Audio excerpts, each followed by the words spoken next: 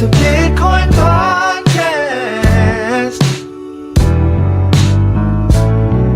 The only one that's taking your money is you. Listen to the Bitcoin Podcast. So hold on and listen to the Bitcoin Podcast. Hey, everybody. Welcome to the Bitcoin Podcast. I'm the host that talks first. My name is Dimitri. Host number 2, Dr. Corey Petty. And host number 3, Jesse. Deep voice Jesse. Deep voice Do me a Jesse. favor, Jesse. Could you sing this for me? My darling, I can't get enough of your love, babe. No, It's no, very I white. cannot. It's very white. Okay. Chocolate rain. Which is very appropriate because if you see the title of today's show, providing more clarity and core, because I can't spell, is your love doctor. Thanks for that. I really should have put a Y, but it still kind of works because some people say, "Oh, he spells Corey exotically." So my pet name Corey, for my previous lovers has been Core. So we just go with that. That works. nice. Tell you what, we're gonna stop. Tell you what, we're gonna stop faking the funk. Like this is the place that you go for absolutely drop dead crypto news and crypto updates. Okay, that's not what we do here. We talk about whatever we want to talk about. Be right back. Yeah, I'm still here. I'm listening. we're gonna graze in crypto, but we're gonna talk about whatever it is that we want to talk about. Why? Because it's our show. So if you're not into, 3 good friends sitting around hamming it up every week, then this isn't the show for you. But if you're trying to get fake crypto updates, go on over to CoinDesk, go on over to all those guys. They're gonna sprinkle some chicken bones in a pan, and then they're gonna tell you a bunch of stories and lie to you about what's going on in the crypto market. And then you're gonna feel good about your crypto token that you purchased that you think is a stock, but it's not a stock. I don't know if that's You still don't really happens. know It's anything still about happening. crypto. Everybody who breathes air and isn't in crypto thinks that tokens are stocks. There is no No, I mean, like, are difference. there still a bunch of podcasts like shilling a bunch of garbage? Because I thought, like, I don't watch crypto media. Well, the garbage has elevated now. It's more like garbage deep fried in elegance. Like it's just like CoinDesk sits up there and they're like, oh, the market's gonna respond to Ford said crypto in a meeting today. So I'm gonna be And on. you're just like, I'm gonna be on. I'm going on a media spree here coming up. Like next week, I think I'm gonna be on Bankless, and I'm gonna be on Lauren Shin's podcast. oh, word? Unchained. Yeah. Talk about the state of privacy. Can you do me a favor and ask Laura Shin This is gonna go. what her absolute favorite bulgogi recipe is? Bulgogi. Mm-hmm. I'll see what I can do. I'll bring it up. I'm gonna do it with And- Oscar. For Oscar. Do it really confidently because I'm not sure if he's Wait. Korean. You're doing it with Oscar? Yeah, Nice. Told me said hi. I will. Oscar de la Hoya. So, anyways, we're going to talk a little bit about crypto regulations because those are so hot right now. And then we're going to talk about whatever we want. In the crypto regulatory world, a lot of stuff is being pork barreled into the bills for crypto. Pop quiz, gentlemen. What does pork barreling mean? I don't know the origin of that phrase, but it means throwing a bunch of extra in. You got it. The bill was only supposed to provide us with a regular size Pop Tart, and now we're getting the triple stuffed. A lot of stuff thrown in there. There was one that like banned senators and congresspeople and anyone in office from trading crypto. What? Where? That was very cool. That was And this they week? also, that was this week. And Yeah, there was a also bill ban them. banning Congress members from trading while in Yep. office or whatever. I don't But the see thing that is, anywhere. there's no. It's right up. It's not. I don't know if it's part of Clarity, is it? I think it's its own thing. I think it's part of Clarity. I think there was another one, Jesse, where they banned them from trading stocks. Yeah. But the thing is that they snuck it in. Uh-huh. Go ahead. I was gonna say that, like, but it's not prohibiting them from holding whatever the positions that they already have. Yep. So the only thing about the ban that I like to is it doesn't allow politicians to issue their own cryptocurrency. Oh, like Trump has done 14,000 times? No way. I'm asking about that. Yeah, it's really cool. Like, I wish that I were living in that level of society where I could, like, you know what? I want to do something very visibly illegal for a long time, but not illegal because it hasn't been defined on that platform. And then, as once it is illegal, I'm just going to stop doing it because I've already made my riches. But anyways, they're supposed to vote on the Clarity Act on July 27th, which supposedly is going to provide a lot of clarity to the crypto regulatory field in America, which tends to, whether you like it or not, lead the world. So everybody's getting all pumped about it, but I'm pretty sure it's going to be one of those sell the news type things. All right, I got some clarity on the Clarity Act here about drop it 2020. Drop that vision. This is, once again, I'll use the same disclaimer that Claude is giving me. Claude is AI and can make mistakes. Please double check cited sources. No citations here, so good luck. Actually banned in effect on April 30th. The Senate unanimously passed a rule barring senators and their staff from trading on prediction markets like Kalshi and Polymarket, effective immediately, following trading in event contracts involving death or violence. That's real, already binding. Proposed, not passed. Senator Ossoff tried to go further on June 23rd, asking unanimous consent to pass a resolution banning senators from buying or selling publicly traded stocks or cryptocurrency, effective January 1st of next year. Cynthia Loomis objected, so it didn't pass.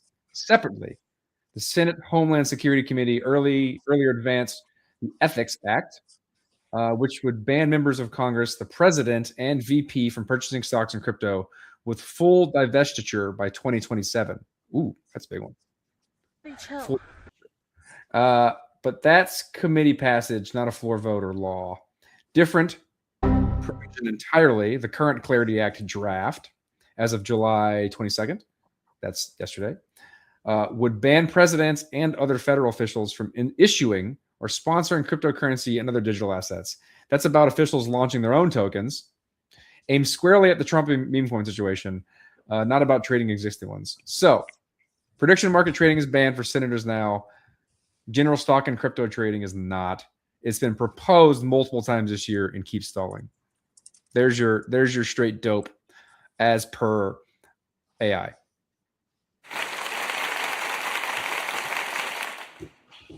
Thank you, sir.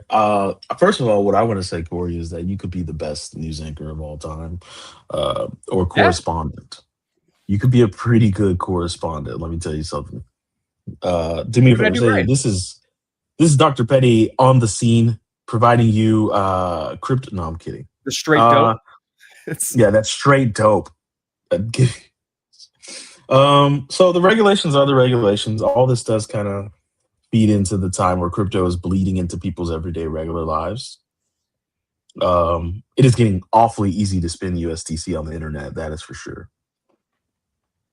So it is also cool staking your USDC and making Bitcoin from the staking of USDC. That is neat. That is neat. That is neat. That.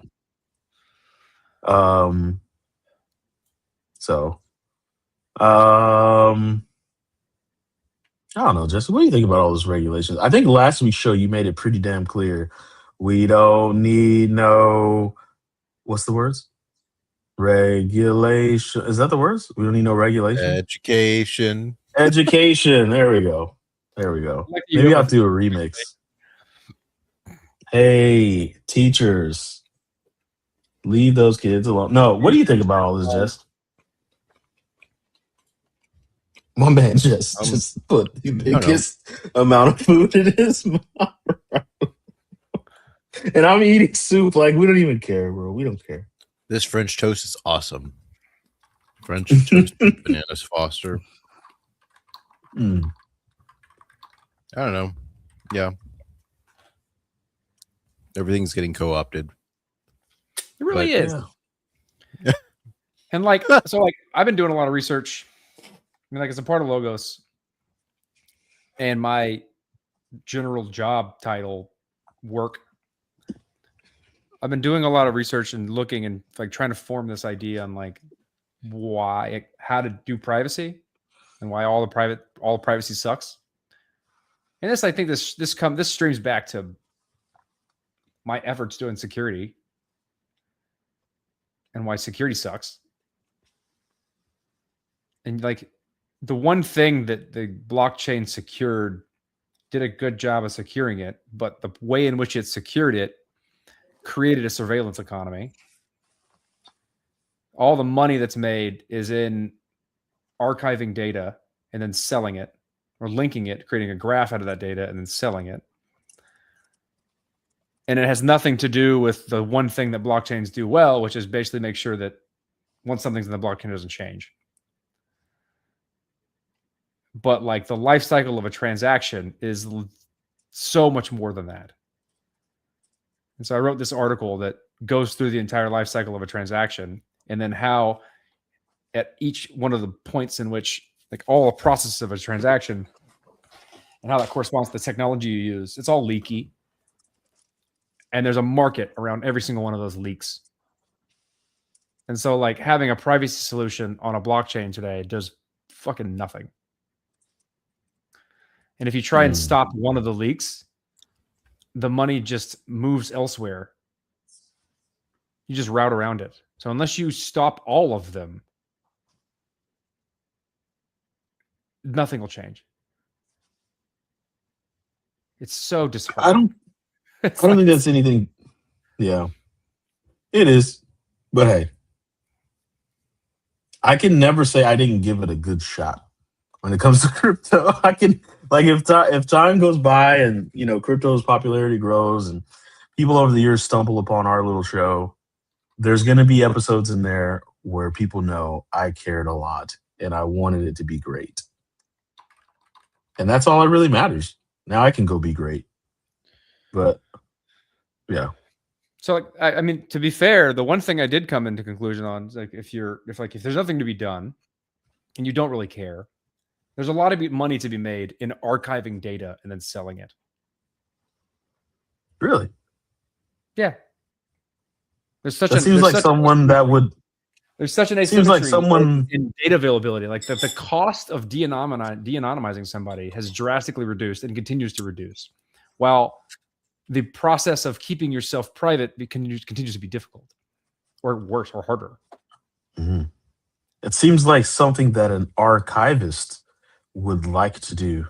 I don't think that's the point of Jesse's project. Nope.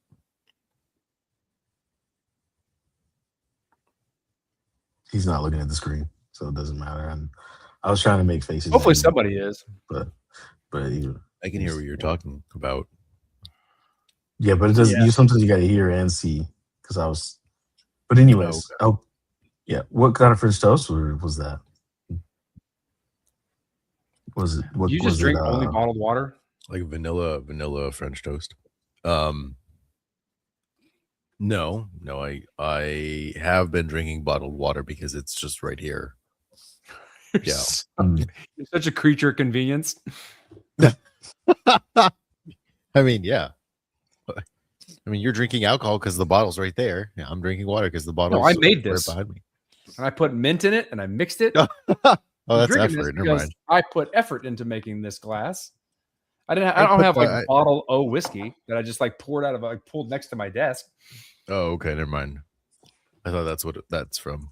Well, I squirted a little bit of Mio in this thing. Does that count? Is that effort? There you go. That's effort. It's flavor. Okay.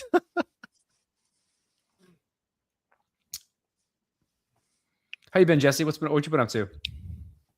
I've been rushing, getting this gym app ready to go into, I guess, distribution, start scaling to multiple gyms.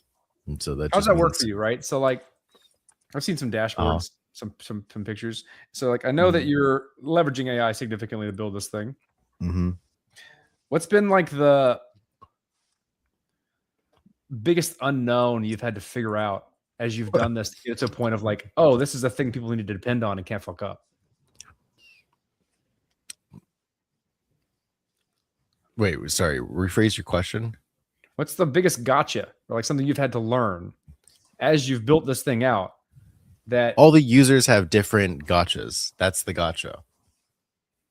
And so trying to build an app that caters to everybody's like for instance, if you're plus 40, there's a chance that you can't fucking see your phone, or you don't even habitually, like from a behavioral standpoint, use your phone like that. Bro, it's so If you're like real.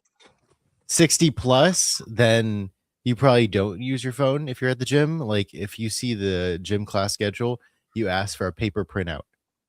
So like you got boomers out here still using paper, and demanding paper instead of going like, fucking save the trees, like just use the fucking app. But yeah, I I don't can't know. see it though. I'm at that age, bro, where I have to hold my phone at a specific he's doing distance it. or I can't see it. D's at that age. I'm 40. I'm 40. I literally, I'm almost 42. I can see everything. What are you fucking talking about? if my phone is here, I cannot see what's on the phone. I have to hold it Don't right put your here. phone there. Who's putting their phone in their eyeballs? Well, I mean, sometimes I'm watching movies. Who's doing this? Some people do that. Mm-hmm. They What are you do talking that. about? Truly. Some people Yeah. get all up in their phone, bro. When you got Some 8K people do videos that. playing on your phone, It's sometimes you got to get up in there. It's just wild, and I had to do accessibility features because of that. But yeah. So then my question to you, Jesse, is Yeah. how do you get people to use their phone at the gym? Because I'm a person who does not use my phone at the gym. Even though I see it'd be cool. Like I go to Planet Fitness and I see I can Yeah. scan the QR code and it's going to track my workouts or whatever. But I'm like, Yeah. I don't care. I can just keep track of my reps. I don't need this app. Right? Like, how do you get people to use their phone at the gym? That's what I'm trying to figure out right now. Because in terms of signups, there's like 102 or 100 something signups. But in terms of people who follow through with installing the app, there are frictions with doing prototype app stores. Like for instance, on the Apple ecosystem, they have test flight. So it's like another point of friction. So like when you're doing any sort of product development, you want to decrease time to onboarding to like near zero, right? Obviously that's not possible to get to zero, but you want them to not feel any friction at all, regardless of the demographic. So the fact that old people, they install test flight asks them to redeem a code for the app, they don't think to check the email. In the email, there's a link at the bottom. Sure. People can't follow instructions. Yeah, they don't read, they don't follow instructions. So the process has to be like stupid simple. Yeah, you can't lose them at any point along the way. Even attracting attention to something like signing up for a free gym app is already hard. That's why web apps, like progressive web apps, got their heyday, because like you can just skirt all that shit with a browser. Mm-hmm. Mm-hmm. Yeah, I think so. So like, you know what a progressive web app is, D? I know what web apps are, and that's what I typically try to build because of that. So I like could basically a skirt all progressive that. web app is something that like runs in the browser, but you get to like go install it so it feels like an application, but it's really just an extended browser. Interesting. That's going to be my next trick. Thank you, sir. Just gave me PWA, progressive web app. Look into it. Stick that right there in my pocket, baby. I just got more valuable. Just stick that right in my pocket.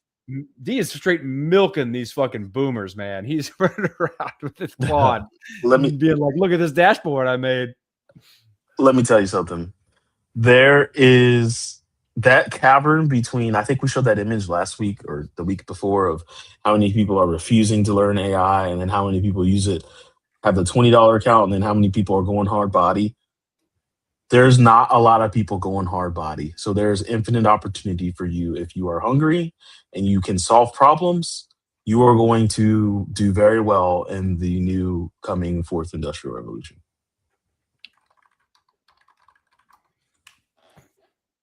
That being said, it's a really interesting time right now where like if you're able to use this stuff, you can get a lot done because like to be clear, like I would like to I think I'm in the top. I'll throw some hubris out here. I'm in the top like 0.1% of like skilled AI users. You built some stuff. You're probably in the like top 1 to 2%. Probably, I'd say Everyone that. else That's fair. like not even thinking. They're still not even thinking about it. Nope. We're just steeped in a bunch of fucking nerd culture that it feels like everyone's doing this, but no one is doing this. Like I've been out in the real world, and I gave some AI slop to somebody like this is fucking gold, and so like it scares me a lot because it's not gold. And anyone can do that if they tried, and they're gonna soon. But people don't understand the 80-90% rules. The Pareto effect, right? Not the Pareto effect. That's not the one I'm talking about. I'm talking about getting 80% there gets you really far. True, but you getting 90% there is probably all you ever need. No. You don't have to finish it. You don't have to finish it. And let me tell you why. You want to tell me for what? I'll tell you for an absolute fact. This is like, I feel like this is like what's taught to consultants. It's like the best consultant pitch ever. Don't finish anything. Give it to them and walk away. Start something fresh. But what I'm saying is that, like, think about the world where we live in, where video games can sell you an unfinished game and then make you subscribe to it, and then they slowly finish it as you play it and pay them more money. Yeah, but that's like Cory Doctorow's process of like in-shitification. Like, then no one's happy. Like, I don't know. They're spending a lot of money on video games to not be happy. Yeah, because they want to be happy, and then they do it, and they fucking bitch, and they're not happy. I remember playing, like, every game I played growing up was so good. And now I don't play games anymore because they're not that good. It wasn't, and it was undone. And they would just release it because the public was none the wiser. And then they started doing things like, let's get an expansion pack and give them that extra stuff that we built but couldn't throw in the game. Diablo. And then they were like, well, yeah. And then they were like, well, wait a second. Let's start doing this DLC stuff for all the stuff that we didn't finish, but let's make them pay for us almost being finished. I don't know. Jesse, you're into the microtransaction world and markets around those. Do you think it's a accurate depiction? Are you alive? Still chugging along. Yeah, I mean, yeah. But they're chugging along because there's nothing else. There's no alternative. That might also be true. Yeah. Yeah. Like, could you make a game now that's self-contained, that's just good by itself and make money? Be successful? Or do you have to have this shit like DLC and microtransactions and an ongoing strategy change market and leaderboards and seasons and all this shit? I mean, that surely is the meta, so it must work financially speaking. Of course it works financially speaking. Otherwise everybody, I mean, but like I'm talking about player satisfaction. Yeah. I don't there's know markets for both. I think players are spoiled today, honestly. Like, people are bitching about how ray tracing is like it's too heavy, GPU wise, and the effect that you get has been no different since like 2010. And it's like, is this like competitive games or like bitch, we came fun games? This is like anything with like rich graphics. So mostly like single player RPGs, not necessarily like PvP games. Yeah, open world shit like Red Dead Redemption or stuff like that with like ultra high quality texture mod packs or whatever. Yeah, but yeah, I don't know. People just think we just came from Tetris like fucking 40 years ago, or whatever. Like chill. Pixelated. It wasn't pixelated art. That's just what it was. Yeah, dude, that Tetris documentary was dope. I watched it, loved it. I wish they made documentaries on all games. I watched the GoldenEye documentary. Oh, loved it. Loved it. I watched the GoldenEye documentary. I watched the Mortal Kombat documentary recently. Thought it was awesome how they got actual actors in there.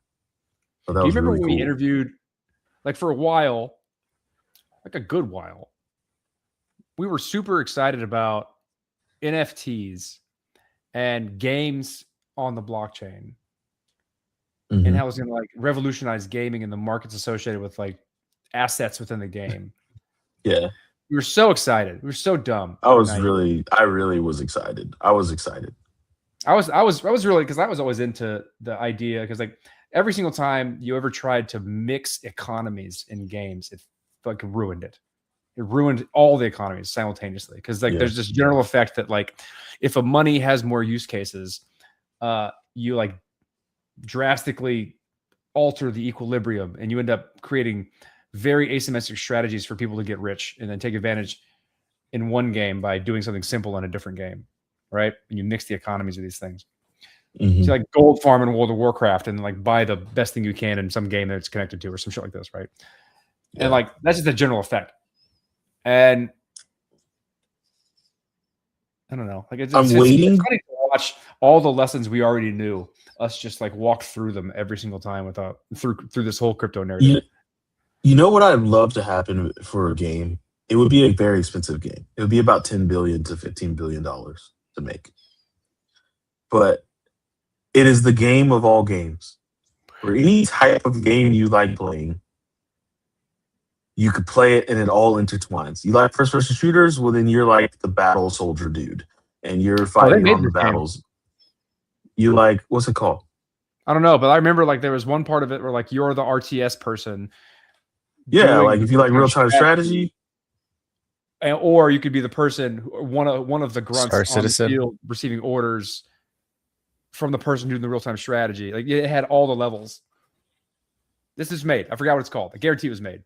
There's one, but there's a wasn't Star very Wars good. game I think that does that, and then there's also is it Star Citizen? Is that the one? That Also? sounds. There's one cat. Star There's about Citizen is three the guys. FPS. There's 3 guys religiously listening to us right now every week. If you're hearing this and you know what that video game is, please leave a comment. I'm not going to give you anything, but just please leave a comment. I'd love to know. Yeah. We don't get many live listeners.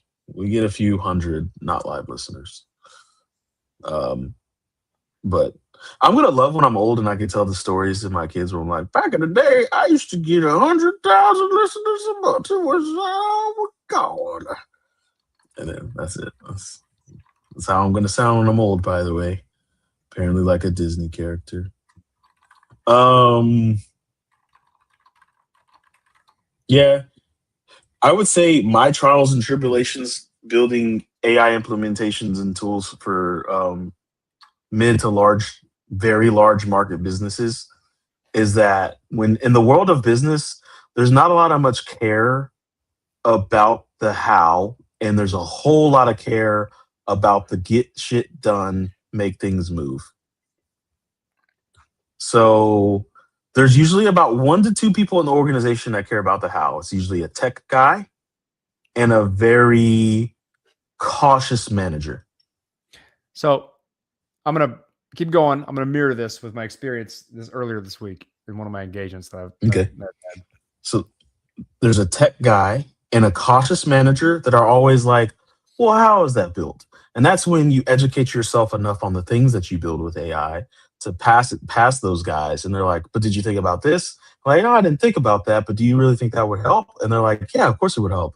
All you got to do is do this. And they're like, gotcha, bitch. I just tricked you into fixing my shit to give right back to you, right? And so then the managers, however, are usually going to be like, well, at least let's come up with a plan to implement it and make sure people are trained up. And that's when you respond with, well, when I build these tools, I can include a how-to and an interactive guide, and it's a tab within the tool for them to learn how to use the tool. Anytime they click, the screen will darken and the mouse will take them to what they need to click on. And they're like, you did that? And I'm like, yeah, I did that. And so it's like, like you just release it.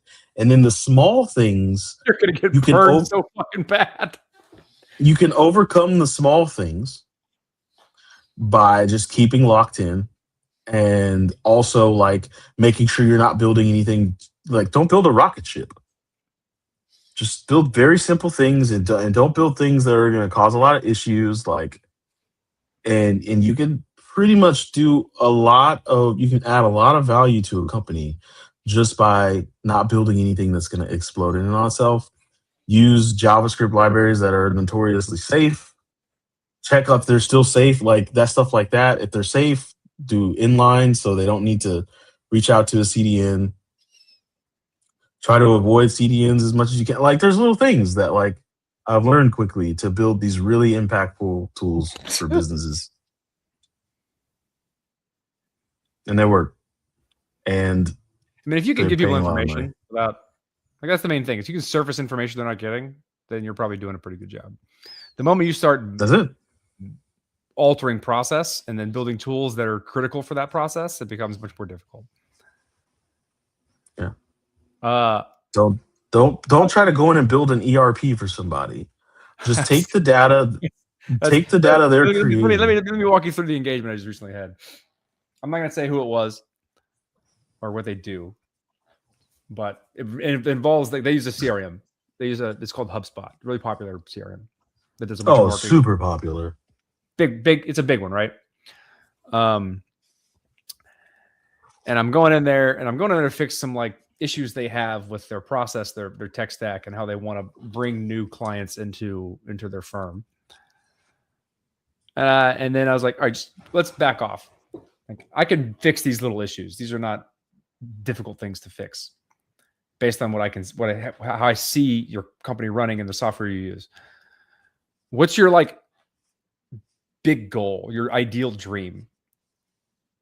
And so I'm sitting with their CEO who owns the firm, and basically like what has ended up becoming like the IT person, tech person on like operations, on how the things actually work. And he starts talking, and he only talks about the experience. He's like, I want to do this, and I want it to do this. He's an end user. He just wants to, he's walking me through a user story of how he wants to engage with the software he uses. And every single time he says something, the operations person was like, how does that work? He's like, I don't give a fuck how that works. Stop asking me that question. Just do it. It's so like, you have these two different people of like, I need to understand the ins and outs of this thing and to make sure that it scales. And you have the person who's doing the thing that gives zero fucks about that. And the person who gives zero fucks about that is usually the one with the money. Yes. It's typically the one who decides what happens. And I was like, listen, funny enough, her name also Corey. And so we have this like group of Corys figuring stuff out. It's like, Corey, I'm going to need you to just not ask questions throughout this entire thing so I can listen to him. We'll talk later. I'll answer your questions. And so we went through his whole spiel, and none of it's hard. It's like, but also, to be fair, a lot of what it is exactly what you're saying, is like you're just surfacing information in a way that is difficult for them to see at this point. It's very difficult, right? It's funny how much, like, if you think about the tech landscape, and most of it is like software as a service, but as a business, you have like 6 of these things. And as a business, you then have to like log in and do a bunch of shit in a bunch of different places. Yep. Do you know why though? And the glue is never good. Nope. I can tell you why. I've been doing this for a while now. It is because they get one software and they don't know how to use it, because the guy with the money told them to get it because they said it was going to fix one problem. And then when they fix that one problem, they go to the next one and they don't know how to fix it. They don't know how to do it. Looking at the things they have to see if that fixes the problem. So then they get another piece of software to fix that second problem. And then like, okay, we got those 2 problems fixed. And they work with the first thing, but they don't work with each other. But cool, it works. We're still making money, and we scaled a little bit. We took on some more clients. Then there's a third problem. And then they get another piece of software to solve the third problem. Because there's a company that is pitching them on, I fixed this fucking problem. And then all of those softwares are trying to get them in one ecosystem, their ecosystem. So they're constantly being pulled in different directions to get into these different ecosystems when all they need is one nerdy, chubby black dude to come in and say, just use that one and learn how to do all this other stuff. And while we're learning how to do all the other stuff, I'm going to build you some really easy HTML tools to fill the gaps. And then we're going to fire all those other pieces of software and just use these two. And they're like, oh my God. Doing this, it's hilarious how true that is. That is it. That is all businesses. Like, you said HubSpot. HubSpot is a huge. It is good. People don't know how to use it. They won't use it. They won't dig in. Nope. Money. There's just money. Like there's piles of money being left on the ground in America, and like you can just go walk and pick them up. If you're like, hey, did you guys see that pile of money? And they're like, we never saw that. And you're like, well, there it is. I'll tell you what, because I found it. Can I have like 10% of it? And they're like, yeah, sure, no problem. Oh, yeah. That's pretty much how it works. So, but anyways, yeah, it is exciting. And when this does explode in my face and I run into a problem that I can't fix, I'm going to eject. It's like going to make Goose such a good story on the show where me and Jesse laugh. I'm gonna eject like Goose couldn't in Top Gun, baby. I am out. So they're gonna be like, where'd that Dimitri guy go? Like he couldn't, but I'm actually gonna eject. Like that's not a good. I'm gonna eject like Goose could not. I'm out. No, I'm not building anything that's gonna get me in trouble. I've definitely made sure that I did CYAs. So enough of our questions have rubbed off on you, where you're like, okay, I shouldn't build that. More like the crucible of learning I have to do being you guys as friends. Like as the audience, let me take you through a journey of having Jesse and Corey be probably your two best friends in life. And this is how it goes. I'll be like, hey Jess, is this possible? And it'll be like, Google that shit, bitch. I got time for you. Learn, motherfucker. And I'm like, okay, all right. I appreciate it, man. I hope you're having a good day. So then I go and I do some. It is very much like a 80s Jean-Claude Van Damme movie where I'm like, hey, I'd like to learn some kickboxing. You're like, here's the deal. I don't give a fuck about you. Go out there and kick that fucking tree, and then you'll be ready to talk to me, bitch. After you kick that tree 1,000 times. Yeah, if you've done that and I see that your bones are built up, you can come back and fucking talk to me. And I'm like, all right, cool. Well, I guess I'll go and then kick you go this tree. Kick the tree, and then you go, and then you go realize, oh shit, this tree's hard. Yeah, I mean, yeah. Like the trying to trees? He's been kicking trees this whole time. Like my logic works like this. This is why I've probably gotten kind of far in life, because I'll be like, man, I've easily watched 20,000 hours worth of movies. I can build one. And so I was like, so I have this great idea. Yeah. So I'll start and I'll be like, oh, okay, cool. I'll learn a little bit more. And then when I get to the point where I'm like, oh, damn, that's the tough part. That's hard. Yeah. I'm like, oh, that's going to be difficult. All right.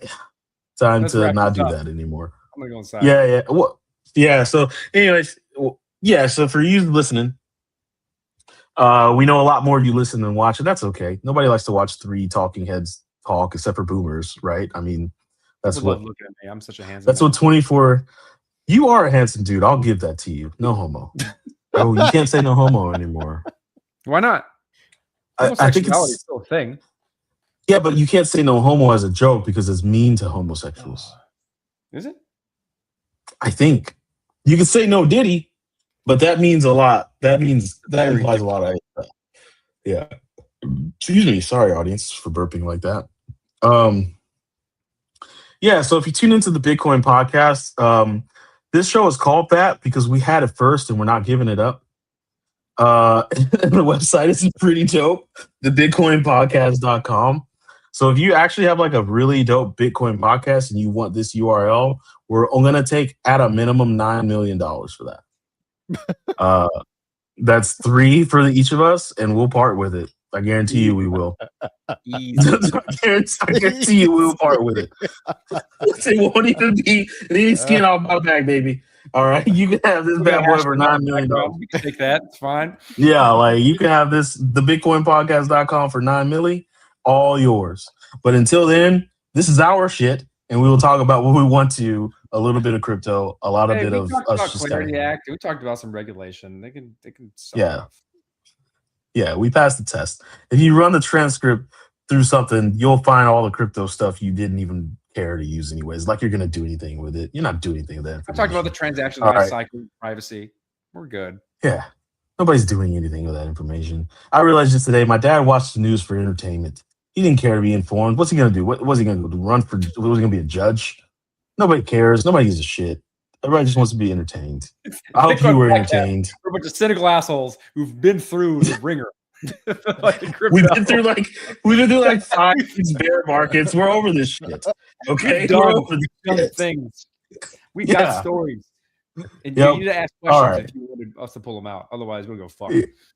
Yeah. Shout out to Zoe Saldana. Like, I'm pretty sure I'm the one of the three of us that does not love you anymore because I have a wife and I don't want to disrespect her, but I appreciate your existence.